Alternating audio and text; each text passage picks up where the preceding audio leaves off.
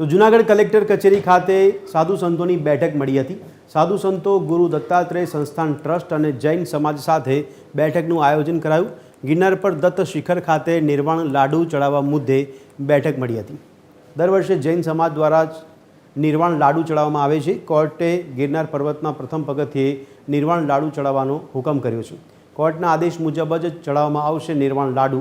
સનાતન ધર્મ મુજબ દત્ત શિખર પર નથી ધરી શકાતો લાડુ। દત્ત શિખર પર ફક્ત જૈન સમાજના લોકો જ દર્શન કરી શકે છે। 2 જુલાઈએ દત્ત શિખર ખાતે મુકાશે ચુસ્ત પોલીસ બંદોબસ્ત અને કાયદાના અમલમાં રહીને દર્શન કરી શકાશે। બેઠકમાં એસપી ઓડેદરા સહિતના અધિકારીઓ પણ હાજર રહ્યા હતા। મીટિંગમાં કલેક્ટર સાહેબનો નિર્ણય અમે આવકારીએ છીએ। સાહેબે એવું કીધું છે કે નિર્વાણ લાડુની જે આ જે માંગ છે દિગંબર જૈન દ્વારા એ કોર્ટના નિયમ પ્રમાણે રહેશે અને નીચે લાડુ ચડાવવાનો રહેશે અને ઉપર શિખરે લોકો કોઈ દર્શન કરવા જાય તો એને દર્શન કરવા દેવાની છૂટ આપેલ છે, જે નિર્ણય અમે સ્વીકારીએ છીએ। શાંતિપૂર્ણ રીતે આ પ્રોગ્રામ પતી જાય એટલે દરેક લોકોને અને તંત્રને બધાને शांति थी जाए एना माटे कलेक्टर साहेबे आज मीटिंग बोलावी थी।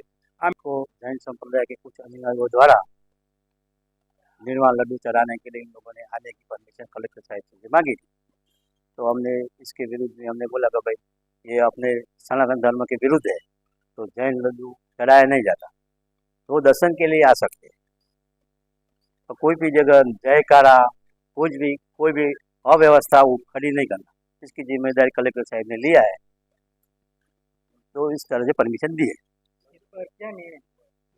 उन्होंने लड्डू चढ़ाने की बिल्कुल मनाही की है, लड्डू चावल चढ़ाने की बिल्कुल मनाही की, दर्शन के लिए आ सकते हैं।